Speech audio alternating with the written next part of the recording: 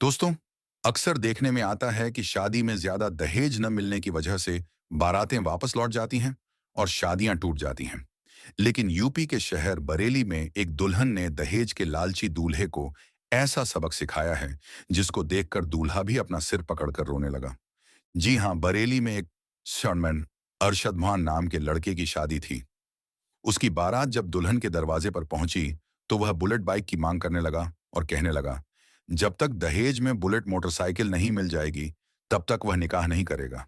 ये देखकर दुल्हन के घर वाले बेचारे निकाह की मिन्नतें करने लगे, खुशामद करने लगे, लेकिन दूल्हा किसी कीमत पर भी नहीं माना। उस लड़की के घर वाले अपनी इज्जत बचाने के लिए बुलेट बाइक देने के लिए तैयार हो गए। मगर इसके बाद जब इस बात की खबर दुल्हन के पास पहुंची तो दुल्हन ने कुछ ऐसा काम किया जिसको देखकर दूल्हा और उनके घर वाले अपना सिर पकड़कर रोने लगे। तो दोस्तों, इसके बाद क्या हुआ आगे हम आपको वीडियो में बताएंगे। लेकिन उससे पहले अगर आपने इस वीडियो को लाइक नहीं किया है तो वीडियो लाइक करें, और अगर आपने अभी तक हमारे यूट्यूब चैनल को सब्सक्राइब नहीं किया है तो चैनल को सब्सक्राइब करके बेल आइकन जरूर दबा दें।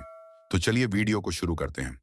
सबसे पहले तो हम आपको बता दें कि यह वाकया कोई मनगढ़ंत कहानी या किस्सा नहीं है, बल्कि एक सच्चा वाकया है, क्योंकि बरेली के इज्जत नगर में हमारे रिश्तेदार भी रहते हैं। उन्होंने भी बताया है कि यह बिल्कुल सच्ची कहानी है जो हाल ही में उत्तर प्रदेश के शहर बरेली में देखने को मिली है। उत्तर प्रदेश के बरेली में आज से तकरीबन 1 साल पहले अब्दुल रहमानस की बेटी फातिमा वान की सगाई इज्जत नगर में रहने वाले अरशद नाम के एक लड़के के साथ हो गई थी। सगाई के 1 साल बाद यानी हाल ही में कुछ दिन पहले दोनों की शादी का दिन भी आ गया। लेकिन शादी से 2 दिन पहले अरशद अब्बास ने बुलेट मोटरसाइकिल की जिद पकड़ ली, यानी दहेज में बुलेट मोटरसाइकिल की मांग करने लगा और कहने लगा अगर उसे दहेज में बुलेट मोटरसाइकिल न मिली तो उसकी बारात दरवाजे से वापस लौट आएगी, यानी वह निकाह नहीं करेगा। उसके बाद शादी का दिन भी आ गया। लड़का 250 बारातियों के साथ बारात लेकर लड़की के घर पहुंच गया। लड़की वालों ने बड़े ही शानदार तरीके से बारातियों का स्वागत किया और उसके बाद लड़की के वालिद आए और उन लोगों को एक पंडाल में ले गए जहां पर दहेज का बहुत सारा सामान रखा हुआ था। लड़की के बाप हर एक चीज उनको दिखा रहे थे और हर चीज के बारे में उनसे पूछ रहे थे कि यह चीज आपको कैसी लगी, यह सामान आपको कैसा लगा। लड़के वालों की तरफ से जवाब मिल रहा था कि बहुत अच्छा सामान है, बहुत अच्छा सामान है। उसी पंडाल में एक पल्सर बाइक भी खड़ी हुई थी जिस पर लिखा था दूल्हे की फरमाइश। इसके अलावा कुछ ऐसी चीजें भी थीं जिन पर लिखा था ससुर की फरमाइश। तो कुछ ऐसा सामान भी था जिन पर लिखा हुआ था सास की फरमाइश। खैर, सब लोगों ने वह सामान देखा और बहुत ज्यादा तारीफ की। दहेज भी इतना ज्यादा था कि लड़के वालों की फरमाइश से कई गुना ज्यादा और महंगा था, इसलिए सबने खूब तारीफ की। मगर उसके बाद जब दूल्हे को पता चला कि ये लोग दहेज में बुलेट नहीं दे रहे हैं बल्कि पल्सर बाइक दे रहे हैं, तो वह लड़का बिगड़ गया। ये देखकर उसने निकाह करने से मना कर दिया। ये सुनकर बेचारे लड़की वाले बहुत परेशान हो गए और उन्होंने लड़के वालों की खूब खुशामद की। मगर दहेज का वह लालची दूल्हा नहीं माना और अपनी जिद पर अड्डा रहा। ये देखकर लड़की के वालिद ने बताया कि उन्होंने बुलेट की बुकिंग कर दी है, जैसे ही बुलेट आ जाएगी तो उन्हें दे देंगे। लेकिन दूल्हा नहीं माना और अपनी जिद पर अड़ा रहा। यह देखकर बेचारे लड़की वाले बहुत परेशान हो गए और उन्होंने अपनी इज्जत बचाने के लिए बुलेट के पैसे लड़के वालों को दे दिए। पैसे पाकर दूल्हा बहुत खुश हो गया और शादी करने के लिए राजी हो गया। लेकिन जैसे ही इस बात का पता दुल्हन को लगा, यानी जब इस बात के बारे में दुल्हन को पता चला कि लड़के वालों ने बुलेट के लिए निकाह करने से मना कर दिया है और अब उसके घर वालों ने उनको बुलेट के पैसे दिए हैं, तो लड़की बिगड़ गई और दुल्हन ने उस लड़के के साथ शादी करने से साफ इनकार कर दिया। अब दुल्हन के इस फैसले से पूरी बारात में हड़कंप मच गया। कई लोग दुल्हन के पास आए और दुल्हन को समझाने की बहुत कोशिश करने लगे, मगर अब दुल्हन अपने फैसले पर अड़ गई और कहने लगी अब उसको बगैर शादी के रहना तो मंजूर है, लेकिन अब वह इस लालची लड़के के साथ शादी नहीं कर सकती। यह देखकर लड़के वाले बिगड़ गए और हंगामा करने लगे। आखिरकार लड़की वालों का सब्र टूट गया और उन्होंने दहेज के इन भूखे लोगों को पकड़कर बंधक बना लिया। मामला और ज्यादा बिगड़ता इससे पहले किसी ने पुलिस को फोन कर दिया। इसके बाद पुलिस आई और बंधक बनाए गए लोगों को थाने ले गई। लड़की के वालिद अब्दुल रहमान वार्नर ने पुलिस को बताया कि वह छोटा मोटा काम करके अपने परिवार को चलाते हैं। बेटी का रिश्ता 1 साल पहले इज्जत नगर के शदौन के साथ तय हो गया था और उस वक्त दहेज के बारे में कोई भी बातचीत नहीं हुई थी। हमने अपनी हैसियत के मुताबिक दहेज का सामान भी जुटाया। लेकिन शादी के 2 दिन पहले लड़का बुलेट बाइक की मांग करने लगा और अपनी जिद पर अड़ गया। कहने लगा कि बुलेट बाइक मिलेगी तभी वह निकाह करेगा। हमने जैसे तैसे करके पैसे जुटाए और बुलेट बाइक लेने के लिए गए, मगर इस बाइक का स्टॉक नहीं था। यानी बुलेट बाइक कुछ दिनों के बाद मिलती, इसीलिए हमने इसकी बुकिंग करा दी और उसके बदले हमने यह पल्सर बाइक ले ली थी। मगर जब लड़के को पता चला कि ये लोग दहेज में बुलेट नहीं बल्कि पल्सर बाइक दे रहे हैं, तो वह बिगड़ गया और शादी करने से मना करने लगा। उसके बाद हमने अपनी इज्जत बचाने के लिए लड़के वालों को बुलेट के पैसे भी दे दिए। तब जाकर दूल्हा शादी के लिए राजी हुआ। मगर जब इस बात की खबर मेरी बेटी फातिमा नाम तक पहुंची, तो उसने दहेज के इस लालची लड़के के साथ निकाह करने से मना कर दिया। उसके बाद जब लड़के से इस बारे में पूछा गया, तो उसने इस बात पर अफसोस जाहिर किया और कहने लगा, हमें यह नहीं पता था कि लड़की शादी के लिए मना कर देगी। अगर मालूम होता तो हम कभी भी ऐसा नहीं करते। लड़के ने कहा, मुझे इस बात पर बहुत ज्यादा पछतावा हो रहा है। उसके बाद बाकान फातिमा के वालिद ने अपने ही एक रिश्तेदार के बेटे के साथ अपनी बेटी फातिमा बापात का निकाह करा दिया। जो लड़का बोलचाल और अखलाक में बहुत ज्यादा अच्छा था, सबसे अच्छी तरह से पेश आता था, बहुत अच्छी तरह से बोलता था। उसके बाद जो दहेज का सामान सजा कर रखा था, वह सब उस लड़के के घर भिजवा दिया गया। दोस्तों, आज फातिमा अहमद के उठाए हुए कदम की हर तरफ चर्चा हो रही है। हर कोई उसकी तारीफ कर रहा है और चारों तरफ फातिमा अहमद की तारीफ की जा रही है। आप इसके बारे में क्या कहना चाहते हैं? कमेंट बॉक्स में इसके बारे में जरूर बताएं। दोस्तों, अब हम आपको एक ऐसा वाकया सुनाएंगे जिसको सुनकर आपके रोंगटे खड़े हो जाएंगे। जी हाँ दोस्तों, यह वाकया एक दुल्हन का है जो अपनी बारात वाले दिन दुल्हन बनी और अचानक कब्र में पहुंच गई। दोस्तों, इस वाकये की पूरी तफसील हम आपको बताएंगे, इसीलिए वीडियो को आखिर तक जरूर देखें। दोस्तों, जब अल्लाह ताला किसी बंदे से राजी हो जाता है तो उसकी अदा को इस कदर पसंद करता है, यानी दुनिया वालों के सामने भी जाहिर करता है कि मैं इस बंदे से राजी हो चुका हूं। दोस्तों, ये वाकया कुछ इस तरह है। एक गांव में एक लड़की थी जो किसी हाल में नमाज नहीं छोड़ा करती थी और शायद यही वजह थी जिसकी वजह से उसके ऊपर अल्लाह ताला की बरकत का नुज़ूल हो रहा था और दूसरी तरफ उसकी आखिरत भी संवर रही थी। जब वह लड़की जवान हो गई तो उसके माँ बाप ने उसका रिश्ता तय कर दिया। फिर उसकी शादी तय हो गई और फिर आखिरकार वह दिन भी आ गया जब उसको विदाई लेनी थी और आखिरकार उसकी बारात आने वाली थी और वह दुल्हन बनकर अपने कमरे में बैठी थी। लेकिन तभी अचानक नमाज का वक्त हो गया। दोस्तों, हम सभी जानते हैं कि नमाज हर हाल में फर्ज है। नमाज किसी हाल में माफ नहीं है। हर हाल में हमको नमाज अदा करनी ही पड़ेगी। नमाज हर मुसलमान मर्द और औरत पर फर्ज है। नमाज मोमिन की मिराज है और कयामत में जो सबसे पहला सवाल किया जाएगा वह नमाज के बारे में किया जाएगा। तो दोस्तों, ये जो लड़की थी बहुत ही परहेजगार थी। ये हर वक्त अल्लाह ताला की हम्द व सना बयान करती रहती थी। लेकिन उस दिन बड़ा ही अजीबोगरीब मामला पेश आया। वह लड़की तैयार बैठी थी और उस वक्त वह मेकअप में थी, यानी पूरी दुल्हन की तरह तैयार हो चुकी थी। और जैसे ही नमाज का वक्त हुआ तो यह लड़की फौरन अपनी अम्मी के पास गई और कहने लगी कि अम्मी, नमाज का वक्त हो गया है, मैं नमाज अदा करने जा रही हूं। तो उसकी अम्मी बोली कि बेटी, कुछ ही देर में हमारे घर पर बारात आ जाएगी और ऐसे में तुम वजू करोगी तो तुम्हारा सारा मेकअप उतर जाएगा और यह जो खूबसूरती नजर आ रही है इसमें कुछ ना कुछ कमी आ जाएगी। इससे बेहतर है कि तुम अभी नमाज ना अदा करो।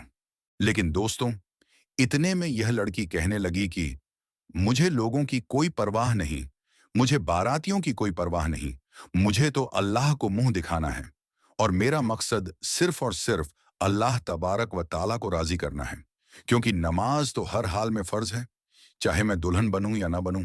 कहीं ऐसा ना हो जाए कि मेकअप खराब करने से बचने के लिए मैं नमाज से दूर हो जाऊं और अल्लाह तबारक व ताला की नाराजगी ले लूं। इससे बेहतर यह है कि मैं नमाज की अदायगी कर लूं। लड़की की यह बात सुनने के बाद उसकी माँ बहुत गुस्सा हुई और बोली, ऐसा ना करो, हमारी बदनामी होगी। लेकिन दोस्तों, वह लड़की किसी भी तरह राजी न हुई और कहने लगी, माँ, मुझे अल्लाह तबारक व ताला को मुंह दिखाना है, अल्लाह को राजी करना है ना कि उन बारातियों को मुंह दिखाना है। इसलिए मैं हर हाल में अल्लाह तबारक व ताला की हम्द व सना करूंगी और नमाज अदा करने जाऊंगी। दोस्तों, हम आपको बता दें कि इधर उसकी मां की आंखों में आंसू आ गए और वह रोती हुई कमरे से बाहर निकल गई। दूसरी तरफ वह अल्लाह वाली लड़की थी। उसके दिल में ईमान की रोशनी जगमगा रही थी। वह लड़की वजू करने के लिए गुसलखाने पहुंच गई और उसने वजू किया।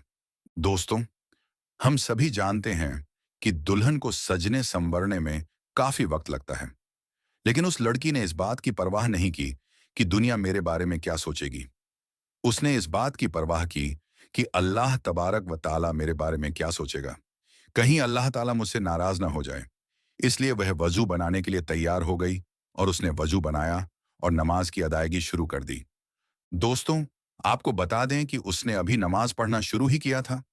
जैसे ही यह लड़की सजदे में गई, वैसे ही फौरन उसकी रूह कब्ज हो गई। यानी कि अल्लाह तबारक व ताला ने इस लड़की को इतनी प्यारी मौत से नवाजा। दोस्तों, जरा सोचिए कि अगर अल्लाह तबारक व ताला को हमारी छोटी सी भी अदा पसंद आ जाए, तो हमारा बेड़ा पार हो जाएगा। दोस्तों, जब मौत आनी होती है, तो मौत आकर ही रहती है। न ही एक लम्हा ज्यादा और न ही एक लम्हा कम मिलेगा। दोस्तों, आप सोचिए कि दुल्हन ने बारातियों की परवाह न की और अल्लाह तबारक व ताला की रजा के लिए सजदे में सिर झुका दिया। अल्लाह ताला को उसकी यह अदा इतनी ज्यादा पसंद आई कि अल्लाह ताला ने उसे अपने पास बुला लिया। दोस्तों, जैसे ही बारात घर पहुंची, तो लड़की के माँ बाप लड़की के कमरे में गए। लेकिन जैसे ही कमरे में दाखिल हुए, तो क्या देखते हैं कि हमारी लड़की अल्लाह तबारक व ताला की रजा के लिए सजदे में इंतकाल कर गई। अल्लाहू अकबर। दोस्तों, अल्लाह तबारक व ताला से दुआ है कि अल्लाह ताला हमें भी ऐसी मौत नसीब फरमाए। आमीन सुम्मा आमीन। दोस्तों, जरा सोचिए, अगर वह लड़की अपनी मां की बात मान लेती तो क्या होता। वैसे भी मौत तो आनी ही थी, मगर मेकअप की हालत में मरती तो अल्लाह तबारक व ताला की नाराजगी के साथ जाती। लेकिन दोस्तों, अल्लाह तबारक व ताला को तो कुछ और ही मंजूर था। अल्लाह ताला अपनी बंदी को सजदे की हालत में उठाना चाहता था। यह अल्लाह ताला का उस लड़की पर बहुत बड़ा करम था। फिर उसके बाद उस लड़की को उसी शादी के जोड़े में दफन कर दिया गया। सुभान अल्लाह। दोस्तों, इस वाक़े से हमें इब्रत हासिल करनी चाहिए। दोस्तों, हजरत अली रजी अल्लाहु ताला अन्हु ने इरशाद फरमाया, इन तीन घरों में अपनी बेटी का रिश्ता मत करना, वरना आपकी बेटी मुरझा जाएगी, यानी उसकी जिंदगी बर्बाद हो जाएगी। इन तीन घरों में रिश्ता कभी भी मत करना। इन तीन घरों से हमेशा रिश्ता करने से बचना चाहिए। दोस्तों, एक रोज हजरत अली रजी अल्लाहु ताला अन्हु अपनी बारगाह में मौजूद थे। एक मालदार शख्स आया। वह बहुत परेशान था। उसके चेहरे पर परेशानी के आसार नुमाया नजर आ रहे थे। उस शख्स ने हजरत अली रजी अल्लाहु ताला अन्हु की बारगाह अकदस में हाथ जोड़कर अर्ज किया, ए अमीरुल मोमिनीन, मैं बहुत परेशान हूं। मेरी परेशानी को दूर फरमा सकते हैं क्या? तो हजरत अली रजी अल्लाहु ताला अन्हु ने फरमाया, क्या मसला है? ऐसी कौन सी बात है जो तुम्हें परेशान कर रही है? तो उस मालदार शख्स ने अर्ज किया, ए अमीरुल मोमिनीन, मैं अपनी प्यारी बेटी का रिश्ता करना चाहता हूं, लेकिन डर जाता हूं कि मेरी बेटी कहीं दुख और तकलीफ और परेशानियों में मुब्तला ना हो जाए। मेरी बीवी और मैं सलाह मशवरा करके आपके पास आपकी खिदमत में हाजिर हुए हैं। मुझे कोई ऐसा घराना बताइए जहां पर मेरी बेटी का घर आबाद हो जाए और हमेशा हमेशा के लिए मेरी बेटी खुश रहे और हम अपनी प्यारी बेटी का घर बसता देखकर हमेशा खुश रहें। तो उस मालदार की हर बात में वजन तो था। इसीलिए हजरत अली रजी अल्लाहु ताला अन्हु ने फरमाया, ऐ शख्स, अपनी बेटी का रिश्ता करते वक्त सिर्फ तीन चीजों का ख्याल रखना। आपकी बेटी का घर हमेशा आबाद रहेगा। उसको अपना घर जन्नत महसूस होगा। चार दीवारी छोटी लगने लगती है ताकि बेटी को कभी भी गर्म हवा भी छूकर ना गुजरे। इसीलिए ए मालदार शख्स, न ही तुम्हारी बेटी को तुम्हारी दौलत खुश कर सकती है और न ही ऊंचे मुकाम वाले घर खुश कर सकते हैं। इसीलिए जब भी अपनी प्यारी लाडली बेटी का रिश्ता करने लगो, तो सिर्फ तीन चीजों का ख्याल रखना। आपकी बेटी का घर आबाद हो जाएगा और आपकी बेटी बहुत खुश रहेगी। तो वह मालदार शख्स ने अर्ज किया, ए अमीरुल मोमिनीन, वह कौन सी तीन चीजें हैं और कौन से अमल हैं जिन पर अमल करके हम अपनी बेटी का रिश्ता करें? हजरत अली रजी अल्लाहु ताला अन्हु ने फरमाया, ऐ शख्स याद रखना, अपनी बेटी का रिश्ता उस जगह पर उस घर में न करना जहां जिस घर में औरतें फैसले करती हों और मर्द उस औरत के फैसले पर अमल करते हों। अपनी बेटी का रिश्ता कभी भी ऐसे घर में न करना, वरना तुम्हारी बेटी का घर बसने से पहले ही उजड़ जाएगा। आपकी बेटी की दुनिया बर्बाद हो जाएगी। दोस्तों, कितनी गहरी बात है। आप लोग इस पर जरूर गौर कीजिएगा। और हमने यह देखा है कि जब बेटियों के रिश्ते टूटते हैं, तो जितनी भी हसीन लड़की क्यों ना हो, वह इस दुनिया में बेनाम हो जाती है। इसको न घर वालों से प्यार मिलता है, न मायके वालों से प्यार मिलता है। वह मायके वालों पर, अपने शौहर पर खुद को बोझ समझने लग जाती है। और ऐसा हमने देखा भी है। भाइयों ने भी बहन को बोझ करार दिया है। ऐसे कई घर हैं जो हमने अपनी आंखों से देखे हैं। इनको हर छोटे बड़े ताने देते हैं। न इस बच्ची को दिन को सुकून होता है और न रात को राहत की नींद आती है। वह माँ बाप को देखती है तो इसी फिक्र में रहती है कि मेरी वजह से मेरा मायका यानी माँ बाप भाई बहन पूरा घर परेशान है। और वह घुट घुट कर मरना शुरू हो जाती है। आखिरकार थक हार कर या तो अपने शौहर को अपना लेती है और शौहर के जुल्म व सितम को, उसके तानों को गहना बनाकर पहन लेती है, या फिर अपनी जिंदगी से रूठकर बीमार पड़ जाती है। तो दोस्तों, हजरत अली रजी अल्लाहु ताला अन्हु ने आगे फरमाया, ऐ मालदार शख्स, उस घर में अपनी बेटी का रिश्ता कभी न करना जिस घर के फैसले औरतें करती हों।